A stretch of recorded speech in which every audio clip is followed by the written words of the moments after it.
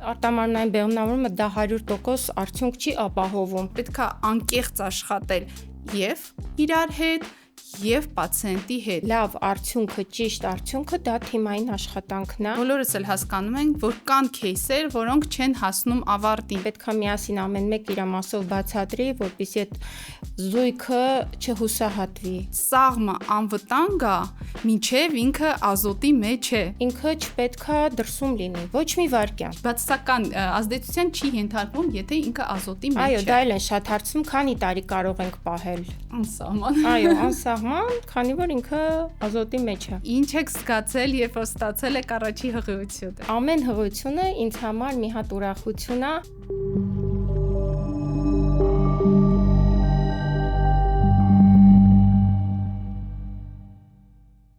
Բարև ձեզ սիրելի հետևորդներ, ձեզ հետ են կրկին Լիդան և Նինան, մենք գտնվում ենք EmbryoGuide YouTube-յան ալիքում։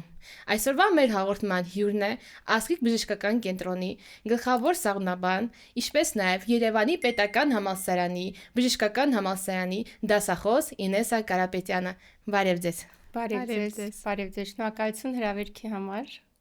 Հաճելի էր։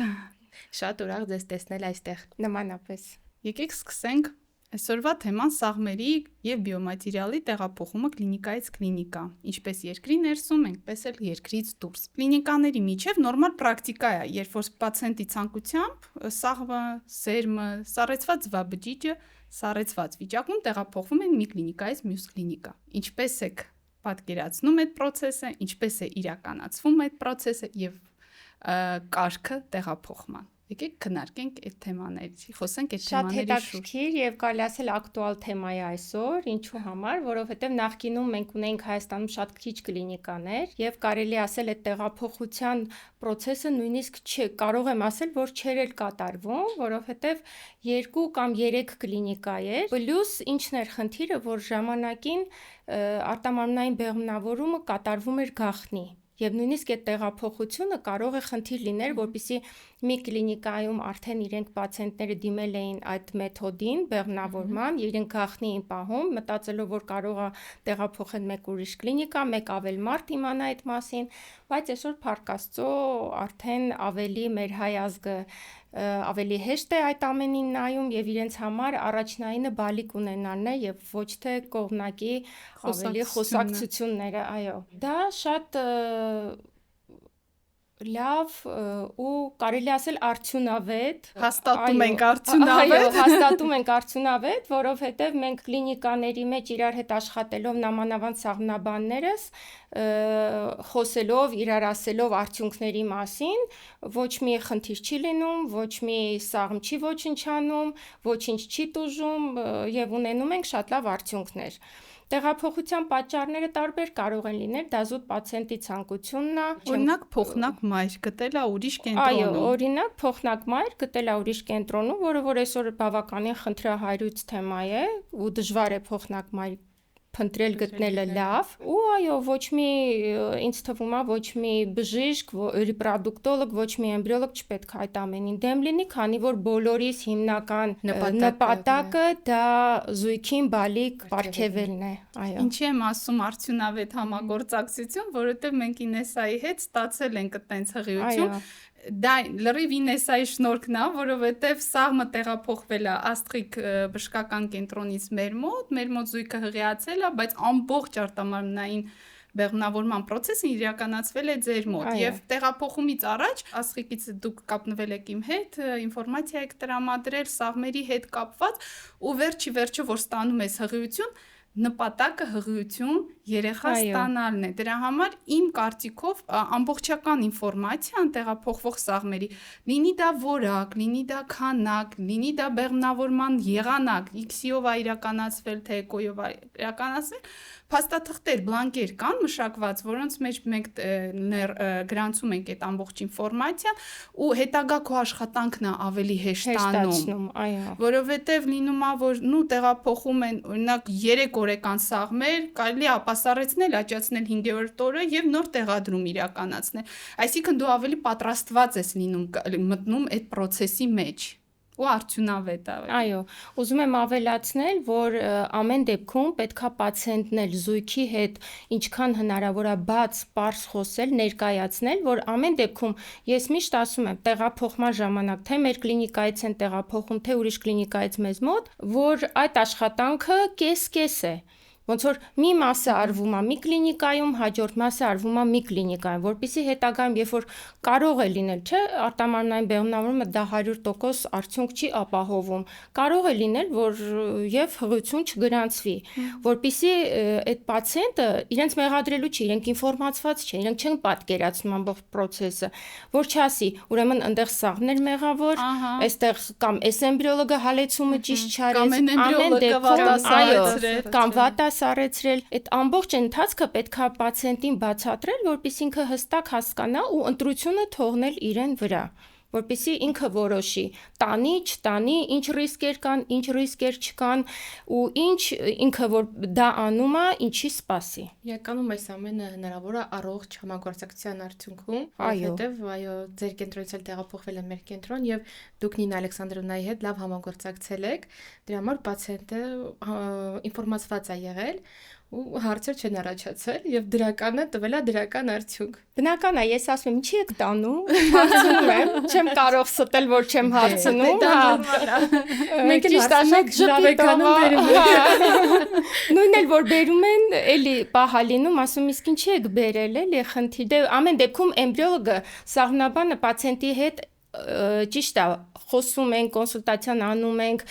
ես փորձում եմ հնարավորինս շատ պացիենտի հետ կոնսուլտացիաներ, զրույցներ բացատրել, ինչ է ներկայացնում իրենց սաղմնաբանությունը, մենք որ փուլում ենք ներգրաված լինում արտամարմնային բեղմնավորման մեջ, բայց ամեն դեպքում ուզում եմ իմանալ պատճառը, ուզում եմ հասկանալ, որպեսզի դա էլ թույլ տա մենք օգնենք։ Իհարկե։ Խնդրին, եթե կա ինչ-որ խնդրին լուծում տանք, որպեսզի էլի ստանանք արդյունավետ արդյունք։ Լավ, անցնենք հաջորդ հարցին։ Ինչպես է իրականացվում տեղափոխումը, ինչ պայմաններում։ Տեղափոխումը ունենք հատուկ տեղափոխման այսպես կոչված ձյուարներ, որի մեջ որ պահպանվում են սաղմերը, բիոմատերիալը, այսինքն ինքը հեղուկ ազոտի մեջ է, որոնք լինում են եւ կլինիկաներում, գիտենք, տարիներով պահպանվում են այնտեղ սառեցրած բիոմատերիալը, սաղմերը։ Եվ գոյություն ունի նմանատիպ տեղափոխման տրանսպորտնի ձյուար, այսպես կոչված։ Փոքր չափսեր։ Այո, փոքր չափսերի, համեմատաբար ծանր չի, որ հնարավորություն լինի տեղափոխվել, որը իր վրա ունի ինդիկատոր, որը ցույց է տալիս ազոտի պարունակությունը, որ հանկարծ խնդիր չի լինի։ Տեղափոխեցին, այնտեղի սաղմնամանը բացեց, տեսավ չորը, այո, կամ խոնավա, ինչ որ sense պարա դուրս գալիս տակ, այսինքն ազոտը չկա, վերջացել է, որպեսզի էլի նման խնդիրների առաջ մենք չկանգնենք։ Պացիենտը գալիս է տվյալ կլինիկան մեծ ձյուարներից, հիմնական ձյուարներից տեղափոխում է այդ տեղափոխման փոքրիկ ձյուարի մեջ, պատրաստում է սաղմնաբանական թերթիկը, որտեղ որ ամբողջ պատմությունն է կամ բիոմատերիալի կամ էմբրիոնների, դա պայմանագիր է խզվում, նորից կնքվում տեղափոխման համաձայնություն այնտեղ կա, որը որ պացիենտները զույգը հիվանդանոցի հետ կլինիկայի հետ պայմանագիր է կնքել, այդ ամբողջ ոնց որ ասած թղթաբանությունը արվում է, սաղմնաբանը փոխանցում է թերթիկը տարան եւ տեղափոխվում է մյուս համապատասխան կլինիկա, ոնց է ընդունում կլինիկան։ Նույն սաղմնաբանական թերթիկը ստուգում է, նայում է, այո, իդենտիֆիկացնում է, փաստաթղթերն է, այնտեղ անձնագրերը, ամբողջ այդ ստուգում է, անալիզների պատասխանները, այո, ընդունում է սաղմը, բայց զույգը շատ հաճախ ինձ հարցնում են, դուք կարող եք որակը իմանալ։ Այ նույն բանը։ Բնականաբար ոչ, ուզում եմ ասել, որ ու միշտ ասում եմ, մինչև չհալեցնենք, որովհետև ոչ մեկ դա չի տեսել, ինքը չի արել։ Ձողի կա ու դու որ տեղափոխում ես, դու ոչ մի բան որակի մասին չես կարող։ Այո, գոյություն ունի հալեցում, կրկնակի սառեցում։ Ինքը ճիշտ է, արդյունավետ է, կիրառվել է, չի տուժել, բայց կարա եւ տուժի սաղմը։ Դրա համար մենք միայն ոչ միայն որակից, կարող է պահի տակ տեխնիկան ճիշտ չի, նյութն է, ինչքան էլ մենք նյութը հսկում ենք, ամեն դեպքում ամեն պահ կարա ինքը մի փոքրիկ վնաս ու պլյուս սառեցում, հալեցում ինքը փոփոխություն է լինում թաղանթի։ Իսկ դա այդքան էլ ցանկալի չի։ Ամենայն դեպս ամեն մի միջամտությունը ես միշտ Այո, պացիենտներին ամեն ասում եմ, միջամտությունը որոշակի ռիսկեր պարունակում է, բնականաբար։ չնչին, բայց պարունակում է։ Դու չես կարա ասես, որ գիտեք 100%-ով կարա ապասար, ոչ մեկ 100%-ով ոչի բան չի։ Դա 99.9%, այն 0.1% հավանականություն կա, որ ինչ որ բան կարող է լինել։ Դրա համար պետք չի պացիենտին ասել 100%-ով ամեն ինչ լավ է լինելու։ 100% այս կյանքում ոչինչ չկա։ Եվ ասենք, որ տեղափոխումը իրականացում է, ինչպես մեծ դյուարից, որտեղ հիմնականում պահպանում է իրականացում սաղմերի, այնպես էլ տեղափոխում է այդ պահին տեղափոխումը փոքր դյուարի մեջ իրականացում է հեղուկ ազոտի պայմաններում, այսինքն 4 պայմաններում չի իրականացվում։ Այո, ոչ մի րոպե չպետք է այդ ձողը, որի վրա սառեցված է թե բիոմատերիալը, թե էմբրիոնը, սաղմը, ինքը չպետք է դրսում լինի, ոչ մի վայրկյան, որովհետև վայրկյանների հարցը, որ մենք կարող ենք կորցնել ընդամենը։ Այդ ամենը դա արդեն սաղմնաբանի մասնագիտացված լինելն է, սաղմնաբանի գրագետ աշխատանքն է, որ այդ ամենը ապահովում է թե տեղափոխելուց եւ թե ընդունելուց։ Այստեղից կարող ենք եզրակացնել, որ սաղմերը տեղափոխելիս չեն վնասվում, եթե հեղուկ ազոտի մեջ են ճիշտ պայմաններում։ Այո, չեն վնասվում բացարձակ, եթե ամեն ինչը արվել է ճիշտ, մենք չունենք ոչ մի խնդիր, նույնիսկ բերում են արտերկրից, որ մենք ընդունում ենք, ոչ մի խնդիր չկա, որ Միացյալ Նահանգներից երկար ճանապարհ է անցնում, այդ ամեն ինչը ապահոված, մենք ունեցել ենք շատ դեպքեր, սաղմեր են բերել, սերմ են բերել, մենք ոչ մի խնդիր չենք տեսել, ունեցել ենք հղիություն էլ։ Ես միշտ պացիենտներին, որոնք որ ովքերով բերում է սաղմը, ծվաբջի, դա հիմնականում սաղմ են, եկեք ճիշտը խոսենք, սաղմեր են տեղափոխում, ավելի շատ կան իմիջիանոց։ Սաղմ են տեղափոխում, դա ես իմ պրակտիկայից եմ ասում, ես վերջի ընթացքի մասին է խոսքը։ Միշտ պացիենտներին ասում եմ, որ գիտեք, ոնց սաղմը անվտանգ է, մինչև ինքը ազոտի մեջ է։ Ինքը մնում է տենց ստաբիլ վիճակում ու ոչ մի որակական փոփոխման, ոչ մի բանի ինքը բացասական ազդեցության չի ենթարկվում, եթե ինքը ազոտի մեջ է։ Այո, դա էլ են շատ հարցում, քանի տարի կարող ենք պահել։ Անսահման։ Այո, անսահման, քանի որ ինքը ազոտի մեջ է։ Որովհետև բոլոր process-ները, որոնք որ իրականացվում են, մենք արագ սառեցման տեխնիկան ենք կիրառում հիմա արդեն, եւ սաղմը, երբ որ սառեցումը տեղափոխվում է հեղուկ ազոտի մեջ, այսինքն բոլոր process-ները, որոնք որ իրականանում են, կենսաբանական process, կենսաքիմիական process-ները կանգնում են, այսինքն սաղմը մնում է ստաբիլ վիճակում, բայց կենսունակ։ Այո։ Հիմա հանցնենք երևի հաջորդ հարցին, Լիդա Գորովնան է շատ հետաքրքրում այդ հարցը,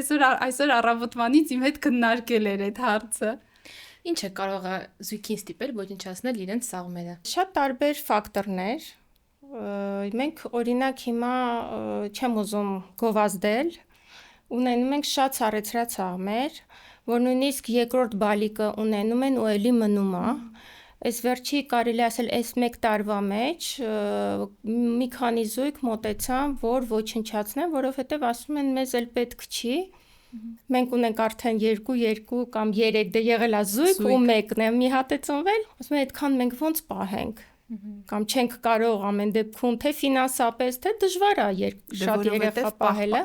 եւ ոչնչացնում են։ Ասում են, որ պետքա կան զույգեր, որոնք ուզում են ներկա լինել ոչնչացման ժամանակ, կան զույգեր, որ ասում են, չէ, ուղղակի ոչնչացրեք, դա եղել է նույնիսկ դեպք, որ ասում է, չէ, ինձ համար ցավոտ է, չեմ ուզում տեսնեմ այդ պահը ու ոչնչացնում ենք։ Հիմա Հայաստանում օրենքով գոյություն ունի նույնիսկ նվիրատվության օրենքը, այսինքն զույգը կարող է իրենց սաղմերը նվիրատվություն անել մեկ այլ զույգի, ովքեր որ չունեն հնարավորություն իրենց բիոմատերիալով երեխա ունենալ, ճիշտ է դա տալիս են ժամանակ 3 ամիս, որպեսզի հանկարծ զույգը մտափոխվի, այո։ Եվ դրանից հետո մենք օրինական իրավունք ունենք որպես դոնորական սաղմ օգտագործել իրենց նվիրաբերված սաղմերը։ Ամուսնալուծության ժամանակ է լինում, որ գալիս են զույգերը, ասում են, որ մենք ամուսնալուծվել ենք, թե կինը կամ թե տղամարդը ասում է, մենք ես չեմ ուզում, որ ինքը իմ երեխային ունենա։ Այդ դեպքերում է շատ լինում։ Սերմի սառեցումը լինում է, որ գալիս են սառեցնում են, իրենք պետքա բացակայեն օրինակ երկրից, որ այդ ժամանակ, երբ որ կինը ստիմուլյացիայի այդ խթանման մեջ է կամ ինսեմինացիաներ պետք է անենք, հետո ինչ-ինչ պատճառներով Վերադառնումը ասում է այլ պետք չի ոչնչացրեք։ Շատ տարբեր դեպքեր ա լինում, որ Ոչնչացնել բառը շատ վախենալու է հնչում, ինչպես այդ պրոցեդուրան իրականացվում։ այդ ազոտի մեջից ուղղակի մի վայրկյան հանում ես Եվ վերջ։ եւ վերջ, այո։ Ոչնչացման եւս մի առիթ դա եթե սաղմերը ենթարկվել են գենետիկ Այո, հետազոտման եւ գենետիկ ստացվել է օրինակ հետազոտության պատասխան, որը թույլ չի տալիս տեղադրել, ոչ պիտանյա տեղադրման, արդյունքում այո։ կարող եք ստանալ, ոչ բայց ես մի դեպք առողջ պատմեմ, ասեք։ այս շատ հետաքրքիր հիշեցի, մեկ ուրիշ կլինիկայից մեզ տեղափոխել են մեզ մոտ ծվաբջիջներ։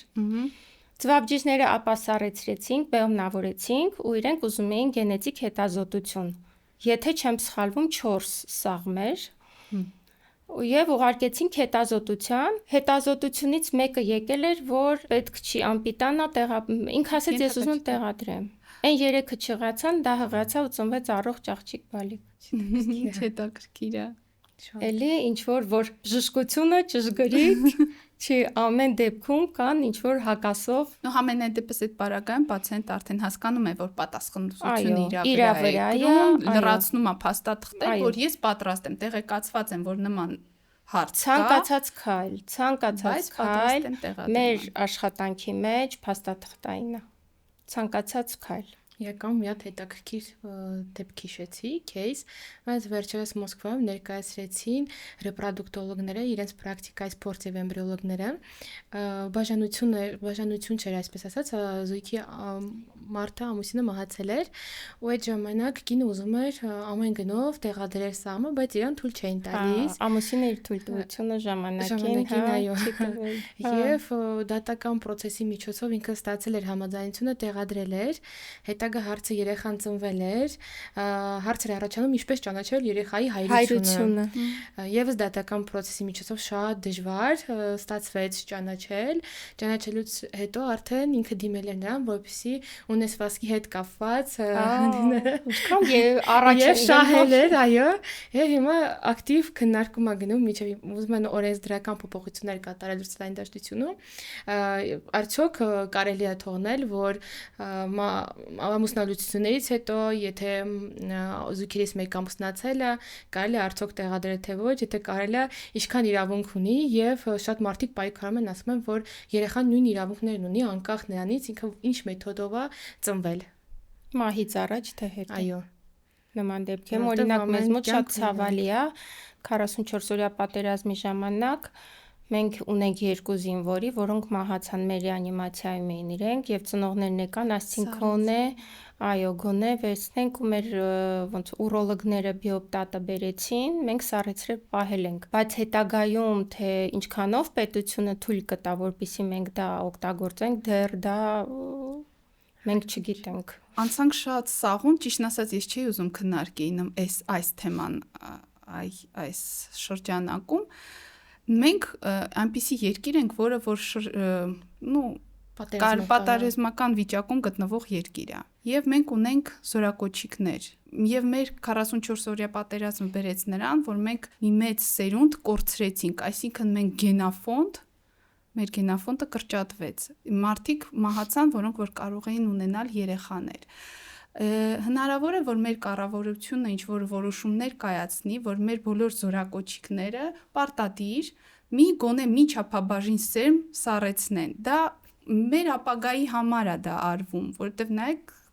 ձեր բարձրացրած Ես մի անգամ դիմել եմ, այդ հարցը բարձրացրել եմ եւ այն ժամանակ մերժում եմ ստացել, բայց հիմա այս պետական ծրագիրը, որ արդեն գործում է 2 տարի,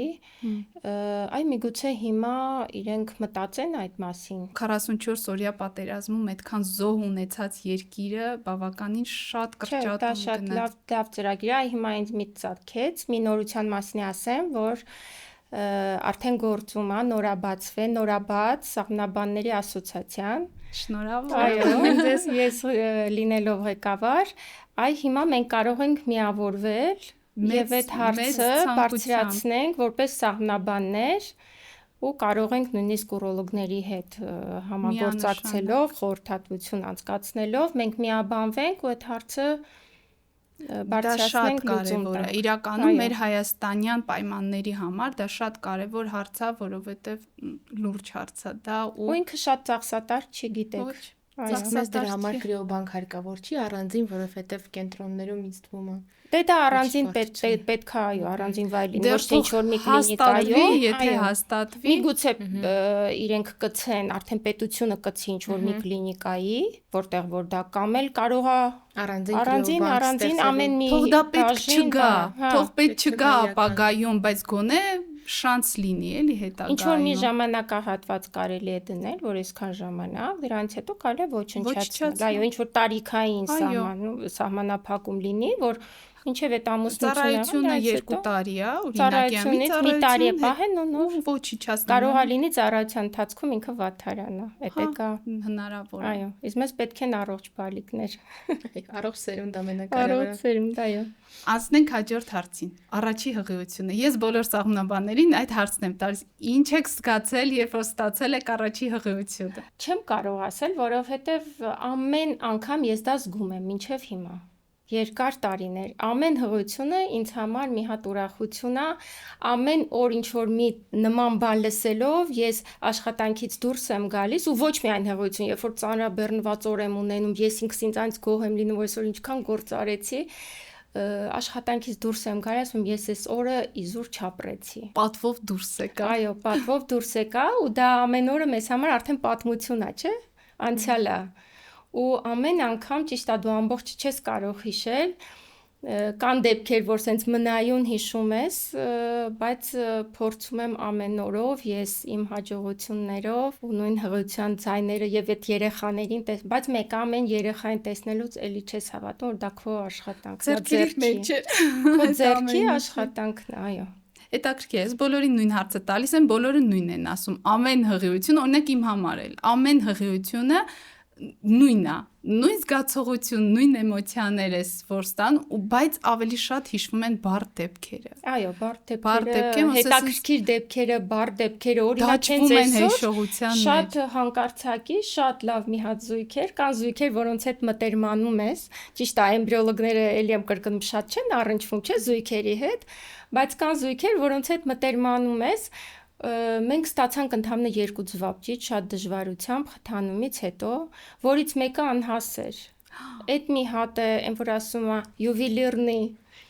ստացանք ծվաբջիջը լավ, հասուն, բեղմնավորեցի, շատ սիրուն սա։ Երրորդ օր տեղադրեցինք, վախեցանք մինչև 5-րդ օր, քանի որ այդ մեկն էր, խեգեի օրը հանձնեց բարձր էր թիվը։ Նու շատ բարձր չէր, բայց բարձր էր։ Վերահանձնեց, քիչ էր բարձրացել։ Ու հետո ոնց որ ընթացքը ցույց տվեց, որ ոնց որ կանգնել է հղիությունը։ Ու իր մոտ սկսեց դաշտանային ցիկլ։ Այսօր գնում եմ աշխատանքի ու ինձ ասում են, որ ինքը մեզ մոտ պարկած է արտարգանդային հղիություն։ Դե տեսեք, այդ դեպքը կարող ես մոռանալ։ Իհարկե ոչ, միանշանակ։ Ու նման դեպքեր, այո, ասում եմ, շա բոլորն էլ հետաքրքիր, բայց կան դեպքեր, որ սենց համ դու ես զարմանում, որ ամեն դեպքում բնությունը ինչ որ մի բաներ, այն որ ասում խաղեր խաղում է, թե քո հետ, թե տվյալ կնոջ հետ։ Այո, որովհետև սաղմին հենց տեղադրում ես Արեգանդի խորոջ,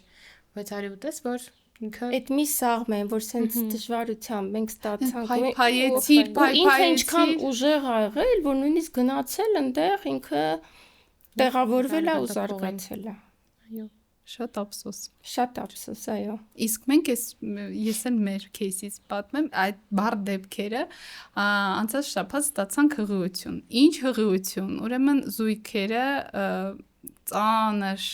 տարիներ անցկացնելուց հետո համակերպվել են, որ երեխա չեն ունենալու։ Մեկ էլ եկան քիչ ծվաբջիջ, 2 հասուն ծվաբջիջ, բեղմնավորում, սառեցում սաղմի, որ ասես փայփայում ես այդ սաղմը, փայփայում ես, պատրաստվում էին,